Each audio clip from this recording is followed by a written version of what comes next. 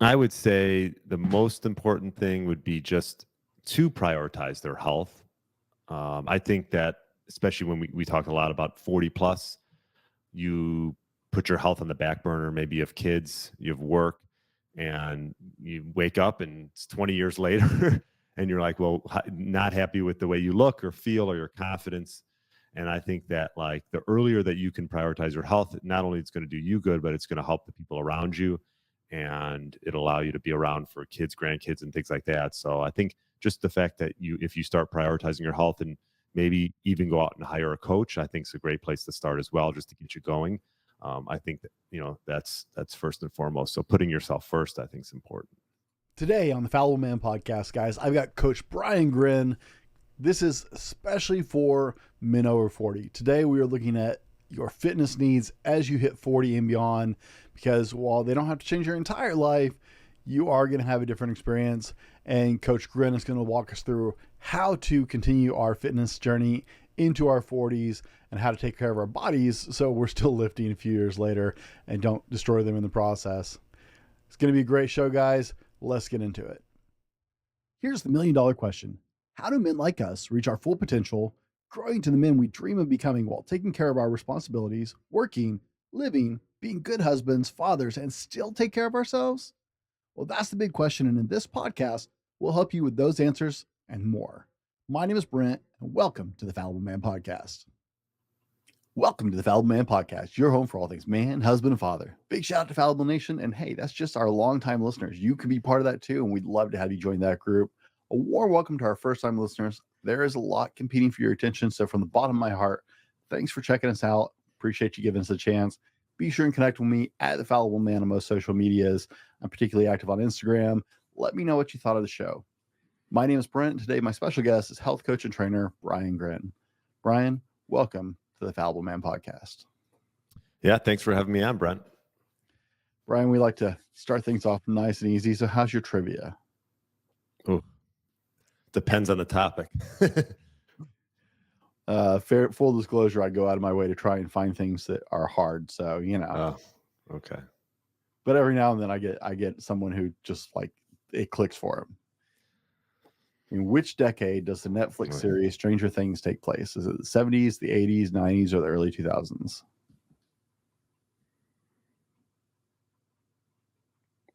'70s. All right, guys, you know the rules. Don't cheat, don't look, and for God's sake, don't write it down if you're driving. We'll come back to that a little bit later. Brian. That was wrong, I think. I think maybe it was the 80s. Okay. Brian, I don't do big introductions as far as all of the certifications and credentials, because no one actually gives a crap. Who today in this moment is Brian Gryn? Yeah, so I am let's see. It's funny. I never get these questions. Well, I am that's a great question. I'm a golfer, I'd say. Also a health coach, and I enjoy hanging out with my dogs and my wife, and keep it pretty simple. And I think I'm pretty level-headed, positive individual, and just enjoy the little things and just being at home. So pretty simple, just family and friends, and I'd say that'd be the best way to describe me.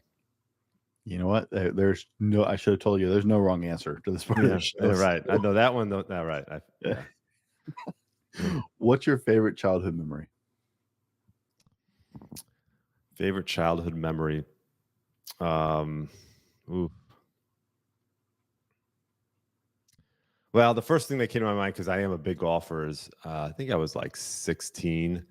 I ended up playing with like a guy that was on the tour, the PGA Tour, and I beat him and shot my lowest round ever. At that time was 68, and that just like stood out. I think I was young and made an impression on a tour player and played my best round. So that's the first thing that came to my mind. Excellent. Yeah. You a Harry Potter fan?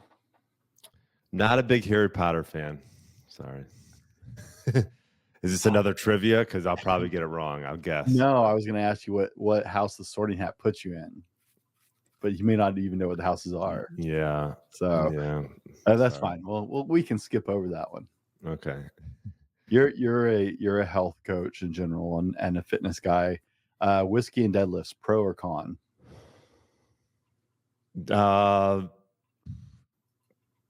Pro.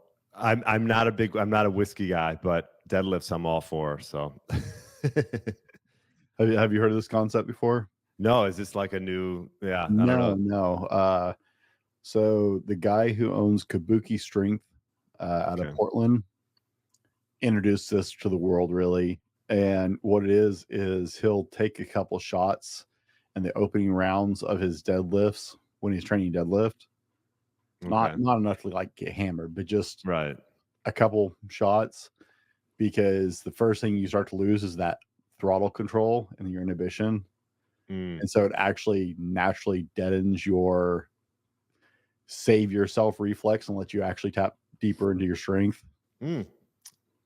Well, maybe I'll try that one day. Some people I've seen devotees of the thought who actually like compete that way. I've seen an Wow. actual competitor take shots before their deadlifts. Nothing surprises me nowadays. So. And I've heard other people, coaches, who are just like, "Are you stupid? You did what?" Right. Yeah, last time I heard of that was in college. Yeah, people so but I'm not surprised, whatever works, I guess. What purchase of $100 or less have you made in the last year that's had the biggest impact in your life? Hmm. Okay. Well, first thing that came to my mind is podcast lights for my studio. I'm still trying to work that out, but yes, I would say that would probably be the first thing that came to my mind was under 100, although it gets more expensive when you keep buying them. So, but Yes, they do. right, it's not cheap. But I just bought one that was like 50. So I'd say those lights because I'm trying to still figure that out. But All right. Worst song ever.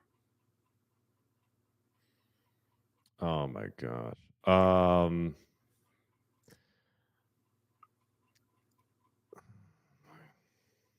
I wish I like knew the names of the songs. I can hear them, You right? can sing if you want. Yeah, you don't want me singing. The worst song ever. I mean, I'm not like a hard. I mean, I feel like you might like hard rock. I don't love like music where they scream at you. So anything like that, like just off the top of my head, I can't think of that. I'm not a fan of the screamer bands. Okay. That's So I like hard rock, but I like some of the more classic hard rock where like you can still understand what they're. I've had a couple. I used to work with teenagers all the time, and I had one of my teens who was in a band, and the lead singer for his band was like, I'm like, yeah. what is that even?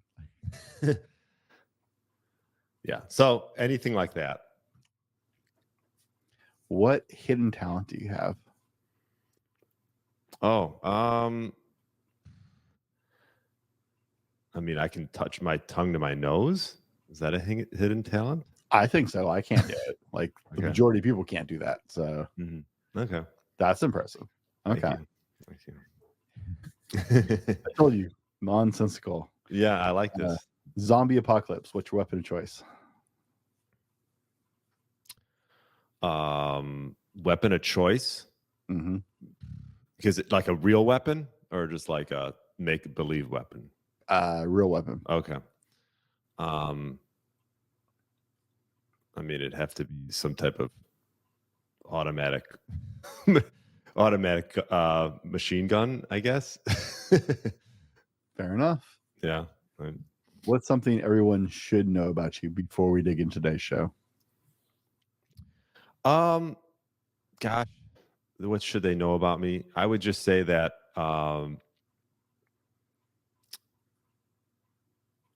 probably that I've changed my mind through the years on different topics with health and wellness. I think some people get into this space and they're so dogmatic about one certain thing, but I think that I've always been open to learning and trying to expand and improve or just, figure out like what works for myself and for clients. So I think just like the fact that I'm sort of I guess, pliable to different and new things. All right.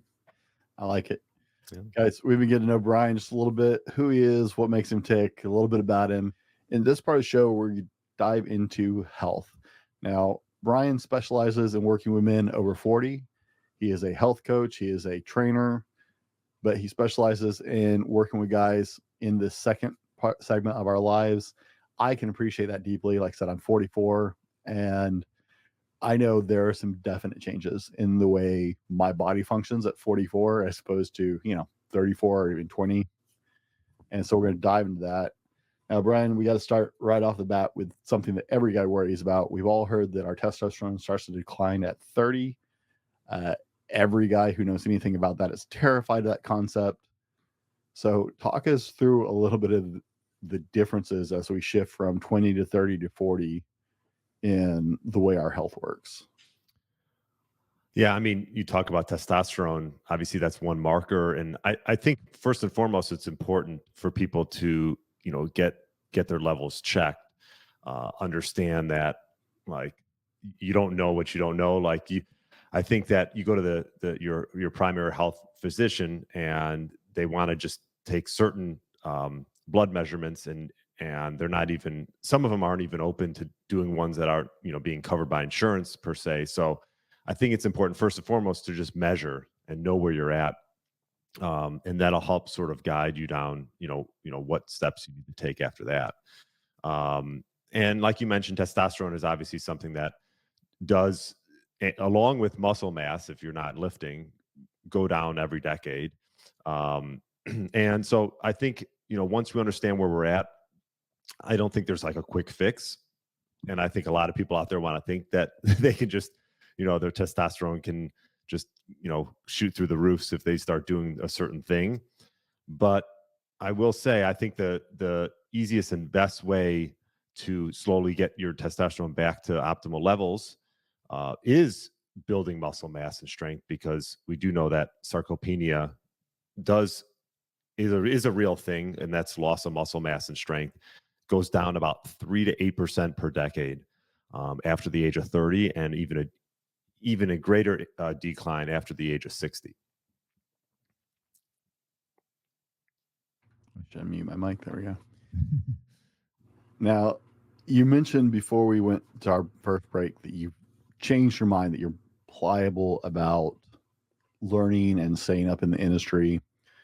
What have you really changed your mind over the last 10 years? Just give us an idea.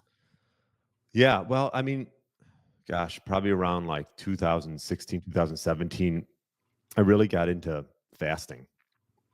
And I started doing it on myself and then implementing with clients. And don't get me wrong, it's actually done some real great things for individuals, because I think for some people, they need sort of these boundaries around when they're going to eat. But I also started to realize that, like, this whole, low carb or carnivore / fasting sort of, gosh, I don't know if you want to call it like a way of eating, or a way of like, some people just label themselves as that, right? They're carnivore, or they're, intermittent fasting. And I think they can play a role, but what I think I'd changed my mind is that, like, carbs aren't bad, right? Like that, as long as you're eating whole food carbs, I think they can actually be of benefit to individuals. And I think that just eliminating complete macronutrients is not always the solution. For some people, maybe initially it is, if they can't handle, maybe they can't digest certain I don't know, vegetables or things like that. But I do think that I've come back to the realization that sometimes more restriction doesn't always work. And if you start going down that rabbit hole of restriction, eventually you just run out of options, right? Because you can only cut so many things, and then how beneficial is that long term? So few different things there, but I've sort of changed my mind around those whole topics. So. I think, right. I used to joke because until recently, I finally let my certifications go because out here, there's just not a lot of plentiful work on it. It's more of a hobby anyways, but I used to do a lot of personal training. And I think I used to joke with my clients, like, it's like I can help you lose weight on a jelly bean diet, right? Right. It's really not a magic food. And I think it really becomes individual for people. Like I tend to, if I'm trying to lose weight or lean out, I'll tend to jump into like a ketogenic diet. I don't do it because I think it's the perfect way to eat. I don't go, oh, I'm a keto guy. I have really low willpower when it comes to certain sweets and carbs. And so Hmm. the easiest way for me to jump back into like a trying to lose weight or something is to tell my brain, it's like, okay, no, we're taking a break from this for now. Right. It's not a forever thing. It's a, oh, I've got to be in wedding pictures in 3 months. I should lean out a little bit. I'm getting a little lazy over the winter. Right. Hmm. But it's a my brain having that restriction, just going, nope, okay, I'm taking a break from this for now. Takes the temptation out because I want the sweets. I have a really bad sweet tooth. And so just telling my brain, nope, you can't have any of that stuff works. I don't recommend it long term for anyone necessarily because you have to learn what your body does. So I don't think there's I've watched all this diet stuff for years now, and it's like, Hmm. what works? Well, what works is what you can live with without feeling like your life sucks. Yeah. Yeah. I think obviously the oncoming of the whole keto diet has had, like you mentioned, has helped a lot of people in the sense that it has pushed people to prioritize protein, to cut out maybe certain gut stressors, right, that are irritant of the gut. This could be gluten. These could be from different lectins that are in wheats and things like that. And then cutting out food additives. You talk about like sweets. Um, and just having more nutritious like red meat. Personally, I think that is a very nutrient dense food. And then if they can remove seed oils, right, if they're and a lot of those seed oils are coming in boxes and barcodes that are just processed foods. That if the keto diet can bring you that, because we've seen this advent with the keto diet of um there's like, you hear people call it like dirty keto, where it's like, yeah, it's keto, but it's not healthy. Right. It's not. It's got all these additives and flavorings and things like that maybe make it keto, but like that doesn't necessarily mean it's healthy. So, but yes, I think that like eliminating, like you said, like you have a tendency to overdo. Maybe it's like it sounded like processed carbohydrates or processed sugars and things like Yeah. that. Lead you down sort of this black hole of eating. And for you, it works. For some other people, it might be something else. But yes, I think anytime you can get away from the standard American diet is a good thing. Well, I actually tried keto. For the very first time I tried keto, I was trying it for a client. Um, he's a little heavier. We were looking for a solution for him. He brought it to me, and I didn't have any experience with it. So it's like, okay, well, let me try this with me. Hmm. Yes, I have experience dieting. I've tried very different all I think I've probably been through almost all of the different fad diets and styles of eating. So it's like, let me try this out. Mm. Now, I liked it. It felt good for me. It was easy for me, but he had no experience with actually being on a structured diet. And it's like, no, you're not doing this. And I still wouldn't ever put him on that diet because I know him, and just for him, the mentality of that restraint. And I use keto as an example just because it's my go-to when I'm trying to drop a few pounds. But it's not necessarily the best diet. It's not necessarily the right diet, right? Right. Now, I do have to ask, because one of the things that I see floating around online, and I don't know if it's right or not, is that after 40, guys do better with a little lower carb, not necessarily no carb, but less. And I think that has to do more with the processed carbs and the really nasty, like chemical laden processed foods that our society is soaked with. But is it is it better for a little lower carb and a little higher fat over 40? Is that a difference thing? Or I don't know. This isn't what I do. You know, I don't necessarily I mean, there's some truth behind what you said. Obviously, anything processed, whether it's processed carbs, protein, or fat, is not going to be good, right? Like if you're eating high amounts of like seed oils and polyunsaturated fatty acids, like that could play a role. I think what I find most is individuals, especially 40 plus, but it could be people that are younger as well, is gut health is like, I think just plays such a major role in everything like that has to do with, weight and sleep. And, even just like getting your arms around having a healthy digestive system, I think is really important. And so I started working with clients and using something called like a GI map where we can it sort of lays out, people get blood work, which is great, but not really telling you what's going on in the gut per se. And so I think the technology and the advancements around gut health are going to continue to evolve.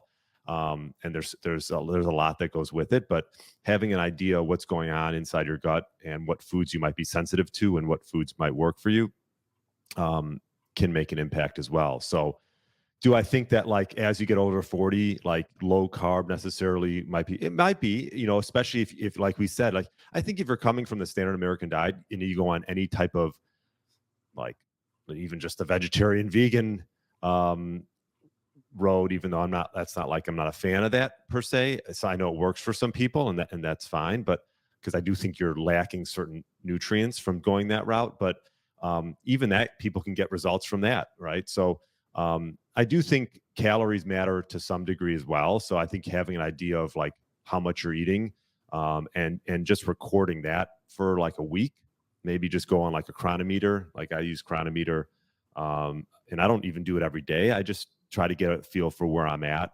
and then sort of have an idea. Cause I think some people might think, oh, well, I'm doing it because I'm overeating, but you could be undereating too.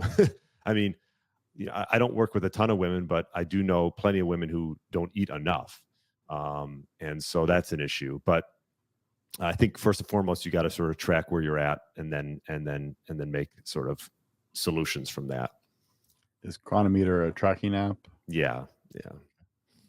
Most people, you say crap tracking app and they jump to like MyFitness or something, but MyFitnessPal. wasn't familiar with that one. Yeah. Yeah. I mean, there's quite a few. I just use Chronometer. They have a basic one and a pro one, but it works. Right. All of them want more money. All of them had the pro model to get more money. Yeah, exactly. Now, as we age, right, we start to deal with, depending on the lifestyle you've lived, you start to deal with some mileage, some wear and tear, right? Mm-hmm. My experience with guys, once we hit, 35 to 40, some of those carefree 20-year-old moments and 18-year-old moments start to come back to haunt us a little bit.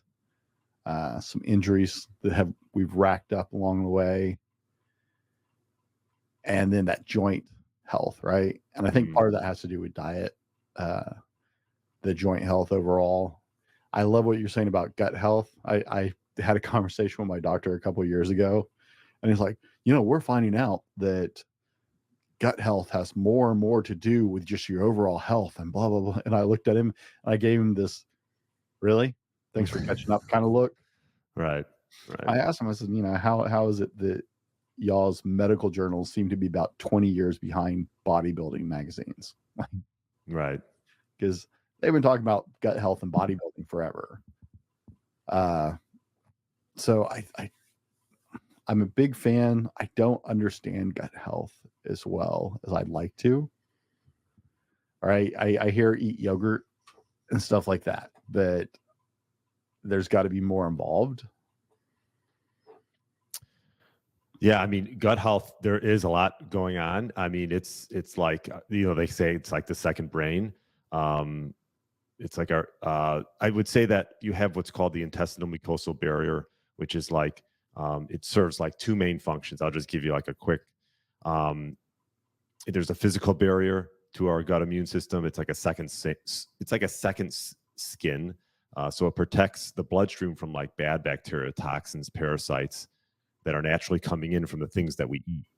So we have these sort of mechanisms that help keep our gut healthy, but you have this physical barrier, and then you have something called a chemical barrier, which is something called Sig-A, which is it's pretty much just a way of just blocking or helping identify what's good for the gut and what's not good. And so, like, for example, if you do like some type of gut test and you have like high secretory IA, that means that something's going on. Or you've heard of like leaky gut. That means that like things are getting in that shouldn't be getting in. And leaky gut can happen from, it could be environmental, it could be stress, like high, if you've been on antibiotics your whole life, so these are things, infections, just different food allergies.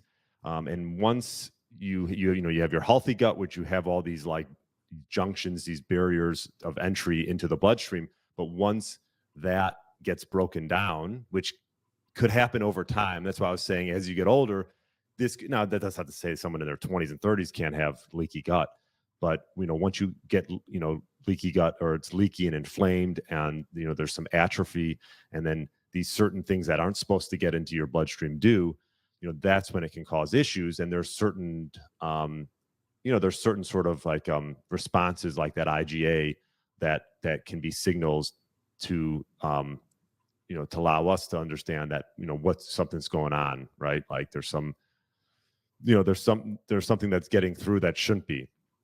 And so anyways, that's like the gut, you have all these sort of like safety measures, but like when things get bad, or if things come through, like that's when it can sort of compound. And sometimes you don't have any symptoms from this, right? That's why it's like sort of one of these things that you maybe want to test from time to time, even if it's once a year, once every couple of years, just see if there's any, because symptoms and it might come down the road. That could be sinuses, could be joint pain, like you talked about.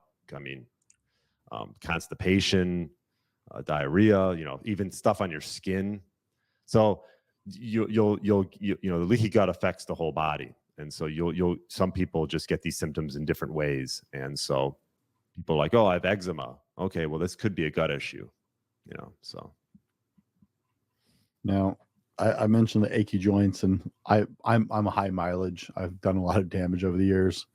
My chiropractor said, if you were a car and I was a car, I'm the commuter car that drives 3 miles, and you're the off-road vehicle that's never seen a paved road. I was like, thanks. I'm not sure how you want me to react to that. Right. But I've definitely racked up a few miles. How do you talk to men over 40 about maintaining some mobility with those racked up injuries, with things getting tighter? Do you encourage stretching? Are you a yoga person? What's your go-to when working with men on that? Yeah. I do like yoga. I mean, I will say there are parts of yoga where I'm like, yeah, I don't like necessarily agree with like every little thing that goes on in yoga, but whatever, you can say that about anything, right? You could always find certain stretches or certain things that I'm like, I'll just pass on that, right? Like some of these moves that these men and women are doing, I'll just pass on that. And I think that's just knowing yourself and your body. It's like, okay, that pose is not for me. But I do like yoga in the sense that it gives you this balance. It gives you some mindfulness, just being present on the mat. You don't have your cell phone. At least I do see women and men who have their cell phones right next to their mats. I don't really get that, but I do like it as far as just like, hips, maybe getting some mobility in your hips, working on balance. And so if someone can do yoga once a week or something like that, that's what I shoot for, give or take. But I've been doing it on and off for a long time. I think that's a great place to start, sort of some type of movement meditation. I think, but yeah, like getting your body in. Also, to answer your question, so I'm a fan of yoga, but I also think that prepping your body before your lifts are important. And I'm recently going through a certification called Prescript. I actually had a gentleman by the name of Dr. Jordan Shallow on, and he started this certification. But just really knowledgeable guy about how the body works. And I think that, like, for example, like shoulder health and things like that, you can do certain things that can help make your shoulders like just less prone to injury. I mean, injury can obviously still happen, but so I think just prepping the body, like, I don't, you're not a golfer, but like you listen to like Tiger Woods before he goes and plays around a golf. He's prepping for like hours. He's up getting his body ready. I think those are the things that need to be done more. So when you get older, when you're younger, you can just hop out of bed and just lift and be fine. But I do think there has to be a little bit more of like prep work and just making sure that the body's like ready to go before you do any type of strenuous activities. So I'm notoriously bad about not doing warm up. I let me rephrase that. My idea of warm ups is working my way up in sets as I go with weight. And let me tell you, I think that's fine. I mean, I really do. I don't think you need to do some fancy warm up. I don't, do stretching or things like that. But yes, that's right. Like slowly working your way up is that's a form of warm up, right? So I tell guys all the time, it's like you see those guys like doing powerlifting meets, or there's like, I'm a big strongman fan. It's like, you guys saw that lift on camera. You didn't see the hour and a half they've been warming up to do that one lift on camera. They didn't just walk out there and grab a 1,000-pound yoke and start walking with it cold.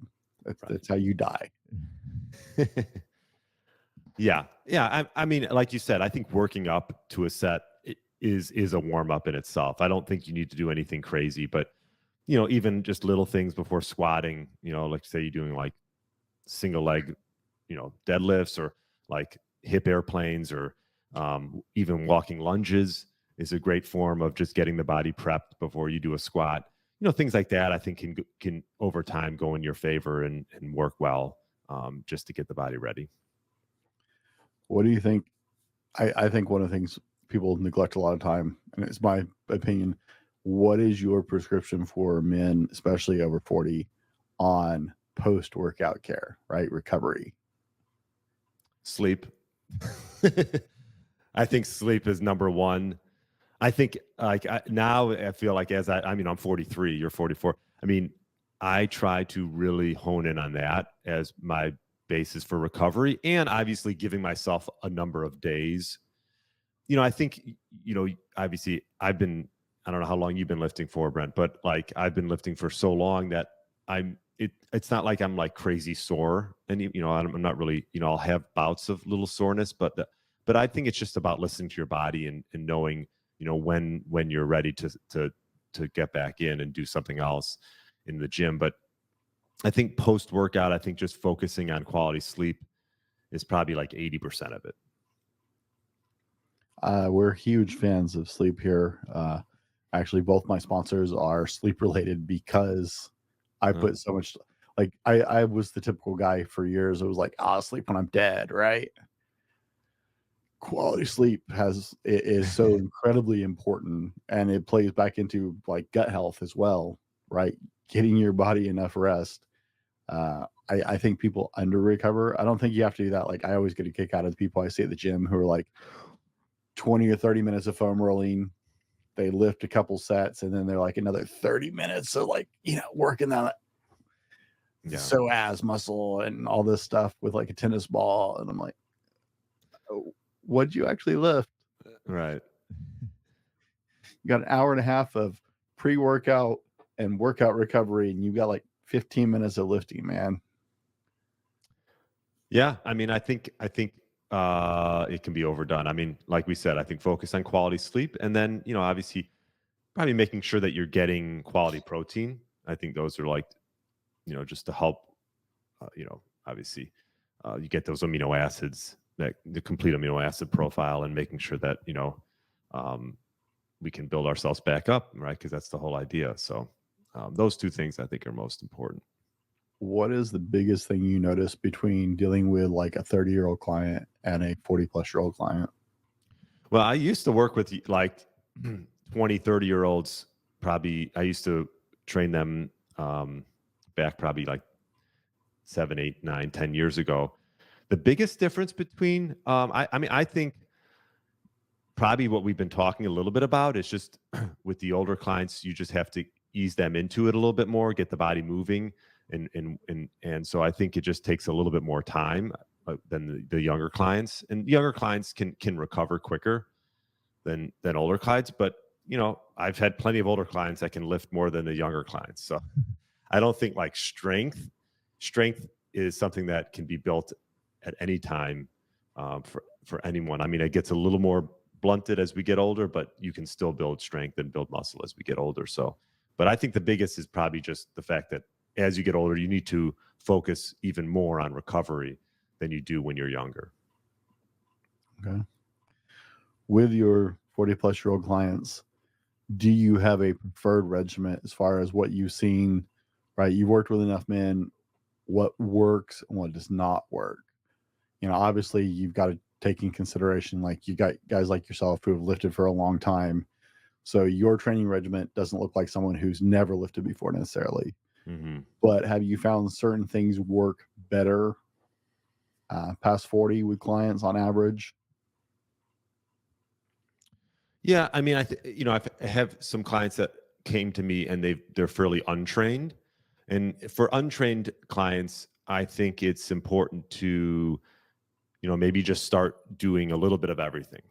Like we don't like you talk about like splits when it comes to workouts. I think that's maybe a little bit geared towards more advanced lifters, but I think for people who are just starting out, just doing a little bit of everything, total body, and making sure that you're just sort of hitting each body part and not too much. I don't think you have to overdo it. And because everything's sort of,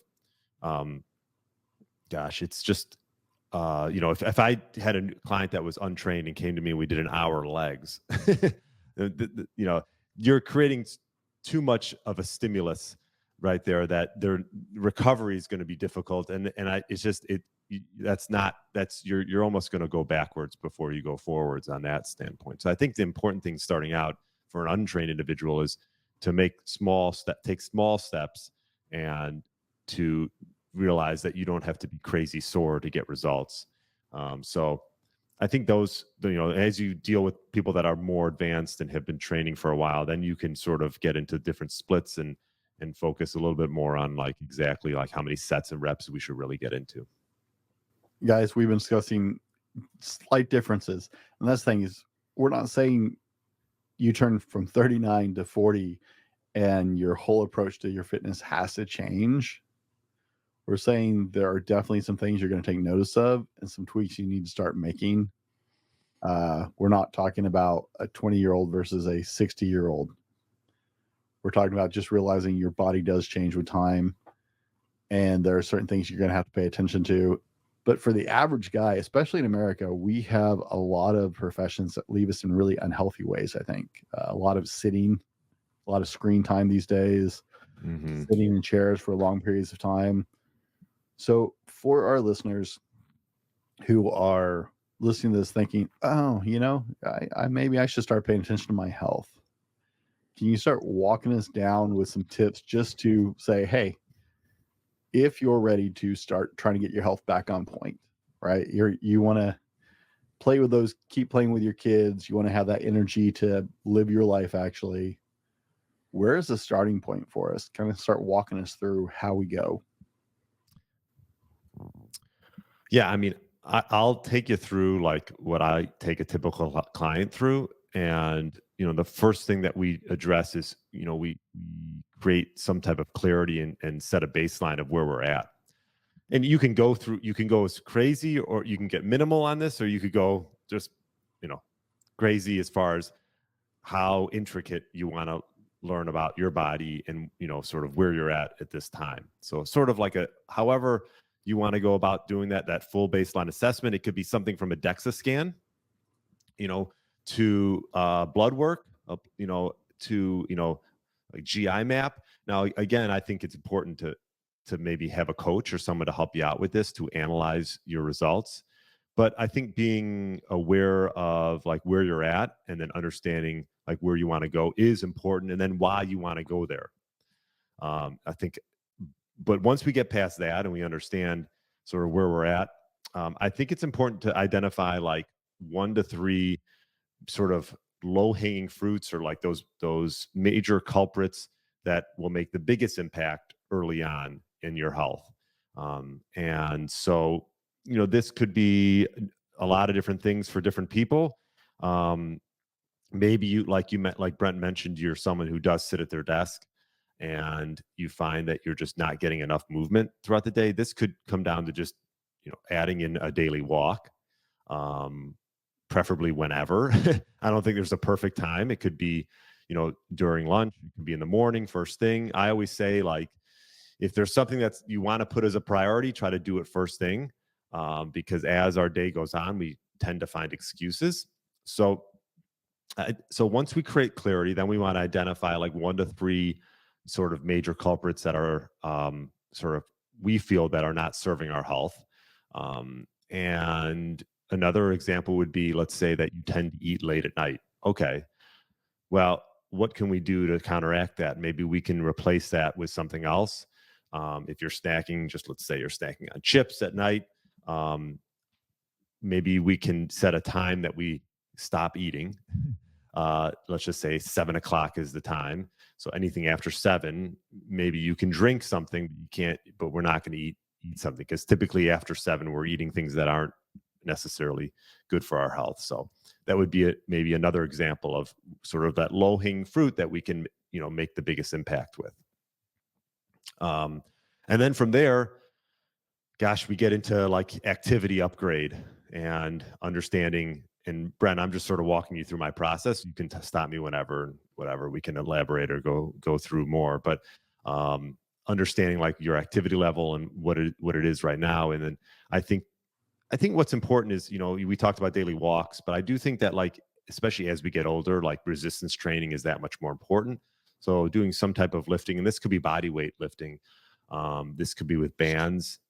I don't know if you've heard of the X3. I've had Dr. Jaquish on. I used it during COVID for a long time. I'm not using it as much, but there's a lot of different avenues out there where you can do it from your house, and it doesn't have to be like an hour and a half trip to the gym.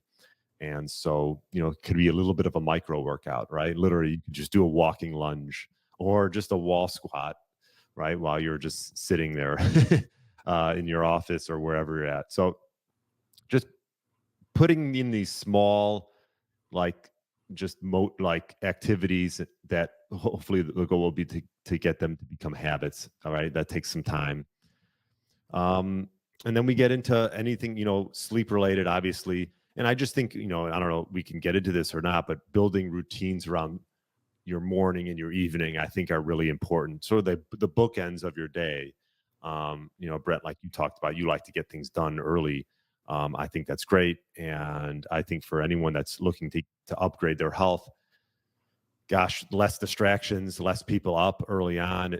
Obviously we want to, you got to find a mix, because we want to also prioritize quality sleep. So, if you're not getting enough sleep and you're getting up too early, that could be an issue as well. But I do think that if you, let's say you want to get into, an early morning walk or some type of lift early on, if that's the only time that works, then I think that's the time that, would be good for you. I'll jump in here for a second. Yeah. I started getting up early, guys, because that's when it worked for me. Right. That's when I had time, when the rest of my world, my immediate world, my household was asleep, was Right. when I had, all right. If I wanted to get stuff done, if I wanted to work on these alternative things that weren't currently in my day, they were new things I was adding, I had to get up and get it done. Right. I go to bed pretty early. Like I'm a little old manish in that I'm usually in bed by like 8:45 or 9, because I get up at 4. Right. And I found that works for me. Some people are night people. There is some research that says that sleep is more important before midnight. The sleep you get before midnight is more important and more valuable for your body. I've read some studies on that always interested me. You were talking about micro workouts. I'm a huge fan of kettlebells. Like, you can have a single kettlebell in your office and do a lot with it. Sure. For micro workouts, whether you're just carrying it around with you or actually like doing some kind of kettlebell exercise. I actually used to work in the corporate world, and I had a yoga mat I kept under my desk because I worked the night shift. Mm-hmm. So on my lunch break, I would turn on a yoga video on YouTube and roll out my yoga mat and push my desk to the chair to the side. And I'd have the security guard walk through a couple times in the middle of the night and just kind of pause. The first couple times he just kind of paused and was like, "Are you okay?" Right. Yeah, lunch, doing some yoga. Then we got to where like he'd be walking through and I'd be in like, Warrior 2 or something. And he'd be like, just keep on walking. Didn't think anything of it anymore. Yeah. But that's when I could get into yoga, and that really helped with my spine. I also, when I was on day shift, used to do walks during lunch. I worked in this big building, and so I could get some sunshine and some air and get outside actually, because I think that's healthy. I would walk during my lunch period and just walk laps around my building. Smart. So I think I love what you're saying about, low hanging fruit, taking some of the stuff that's, you know what it is, right? I go keto when I want to lose weight because I know the temptation for me is to eat the refined sugars and carbs like ice cream and cookies and crap like that. And I don't eat a little bit, I eat a lot of bit, which is a problem, right? So for me, that's a low hanging fruit because I know if I eat a little bit, I'm not going to eat a little bit. I'm going to have the bowl, like the man cereal bowl that you can pour half a box of cereal in. Yeah. Right? Yeah, I'm gonna do that with ice cream. So for me, that was low hanging fruit to pull that out when I'm trying to get my diet back on track because I know what a temptation that is for me, right? So I like this idea of low hanging fruit. I think we try to make it complicated sometimes. The little health choices. So Yeah. can we dive into that just a little bit more as far as what's some things that guys just don't think about? Well, like you said, it's the little health choices they add up over time. It's like there's a great book, Jeff Olson, called The Slight Edge. I don't know if you're familiar with it, but highly recommend. It's just a book you can go back to, but it just talks about those little daily decisions that we either make or don't make, and they're sort of simple little things, but they just add up over time. And those are the decisions that are going to sort of put you on the road and have time either work for you or against you. And so, you talk about like those little walks and things like that. And I think I see a lot of people just like put things off instead of just doing it. And even if just starting with like a 5-minute walk and then just building that momentum. And that's why we talk about those low hanging fruits early on, because I think it's really important to build momentum early on. So it doesn't have to be anything groundbreaking and like, oh, this magic, whatever. It just has to be those little things, those little decisions that you make on a daily basis that slowly add up and work in your favor when it comes to health. But you were asking, go ahead. Sorry, I just went on a little tangent about No, that. you're fine. Yeah. You're absolutely fine. I think that is actually probably one of the bigger things I've learned at 40 that I wish I had paid more attention to at 30 is it's not that one big thing you do, right? And that's not just in health, right? That's in everything. It's the collective little things that stack on top of each other over time. Mm-hmm. It's something I wish I had caught on earlier into life. Yeah, no doubt. I think, I was lucky. My parents got me into lifting, sort of like they started doing it. For them, it was later, but for me, I think I was like 16, 17, 18 in that range. And, just being around like-minded individuals and having that community, you talk about like for yourself, you like the strongman competitions. I mean, that's a community, right? Those are people that are all looking towards the same goals and working together. That's why I think like CrossFit became so big, was that community aspect. Yeah. And whether you want to agree with everything they do is that's up in the air, but it's built community and honestly, like it's had such a great benefit for so many people that, yeah. So I think that's another big pillar, is hang around people who are that you look towards as far as health and wellness, and just the way they carry themselves, So, I mean, we see it all the time. People who hang out when we're younger, right? We hang out with the wrong crowd in high school or whatever, and then you end up doing what they do. And so I think it's important to maybe, as you get older, I think you're more aware of that and more conscious of the people you hang around with and making sure that they have, the same goals and the same aspirations that you want to have. You won't catch us trash talking the other disciplines very much around here. I'll tease. I have a mentor who is a ranked chalk CrossFit, like die is 50. I want to say he's 55 now, 54 or 55, and dude is ripped. He is in phenomenal health.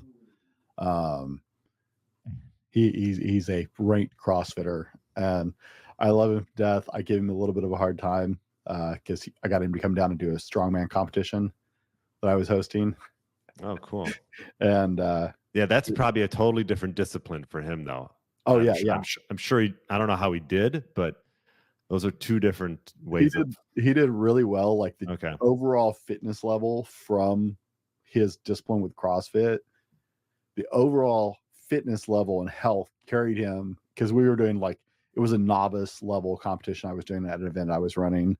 And so I knew I was going to have a lot of everyday guys who didn't train or anything like that. So I didn't push the levels up on it. Right. Sure. But he did great. But yeah, he was like, yeah, I won because you weren't competing. I'm like, well, I'm the host. It looks bad if I win my own competition.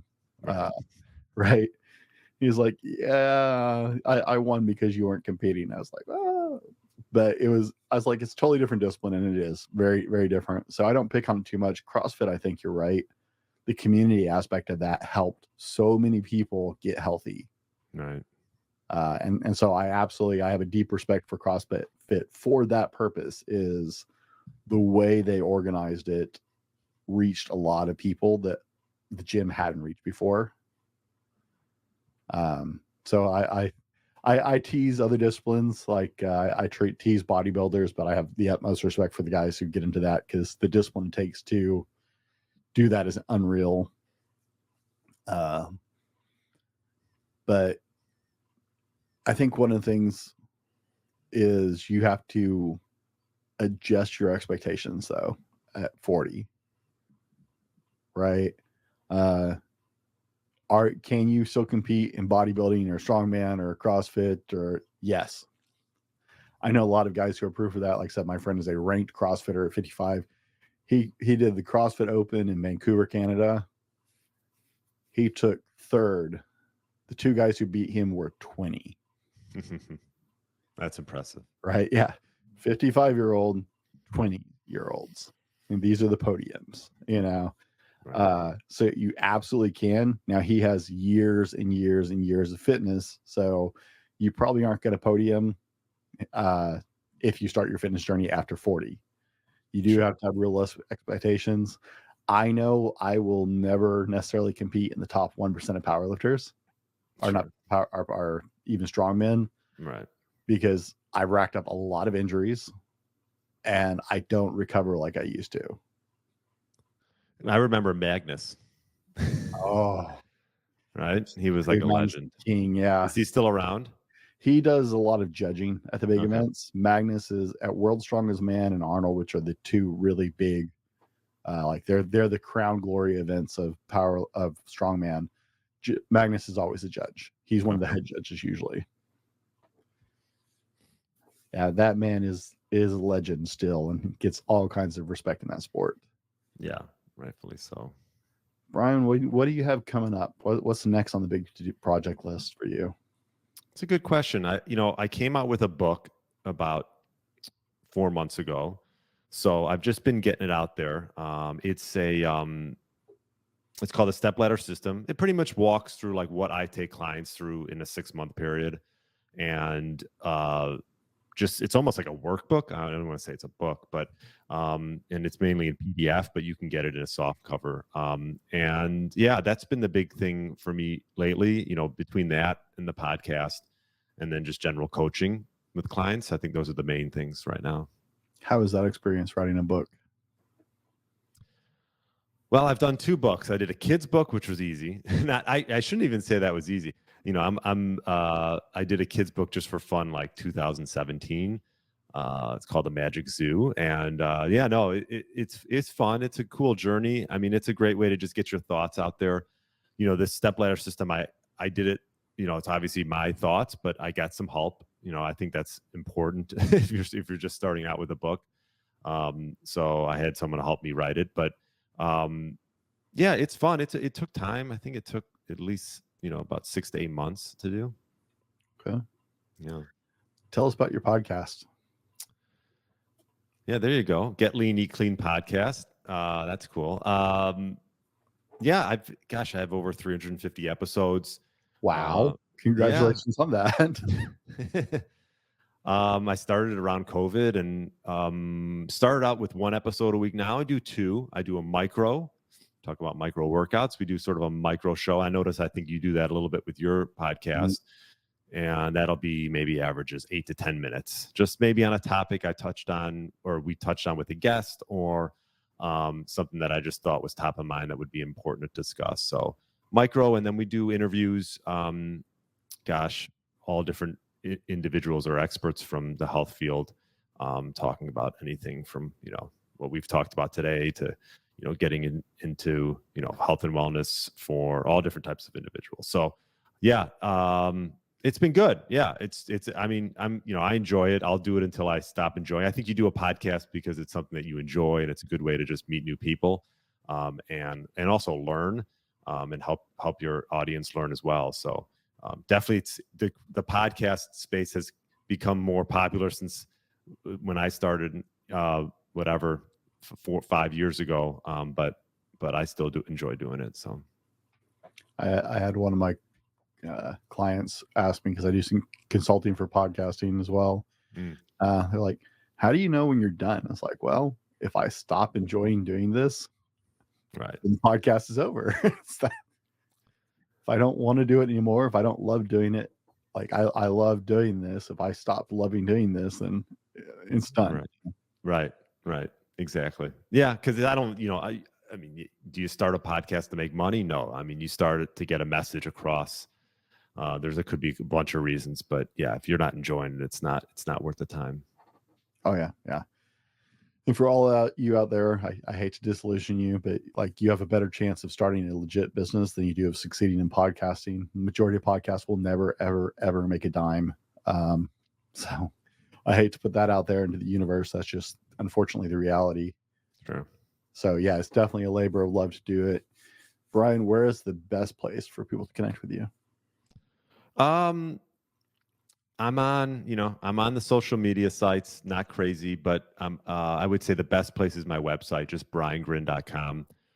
If you want to reach out and we do a short consult, like a 15-minute talk, we can discuss if you want to reach out. But that's where everything is. That's sort of the hub. Social media, my podcast, briangryn.com is the best, and my book is all there.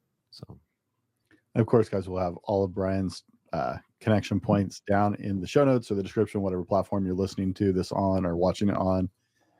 I know you're all concerned about what decade the Netflix series Stranger Things takes place in. That's the important part, right? You said 70s, and then you corrected the 80s. It is actually in the 80s. Yeah. For all of you, my daughter has been enjoying watching that with me. That's become a daddy-daughter thing. I've seen it all before, but she's finally old enough at 12. I'm okay with her watching it with me. So we've been watching that when my 9-year-old is off at a friend's house or something. That's just some us time. Mm-hmm. Super entertaining show. Very different. So I like shows that are halfway original, actually, because there's so few of those these days. Right. Brian, if our audience heard nothing else today, nothing else of this conversation, what is the most important thing you want them to hear? That's a good question. I would say the most important thing would be just to prioritize their health. I think that, especially when we talk a lot about 40 plus, you put your health on the back burner. Maybe you have kids, you have work, and you wake up and it's 20 years later and you're like, well, not happy with the way you look or feel or your confidence.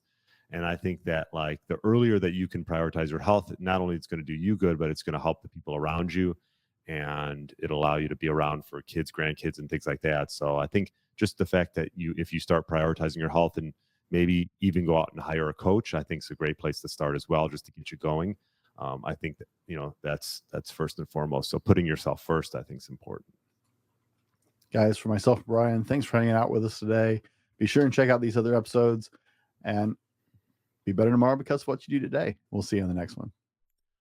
This has been the Fallible Man Podcast, your home for everything man, husband, and father. Be sure to subscribe so you don't miss a show. Head over to www.thefallibleman.com for more content and get your own Fallible Man gear.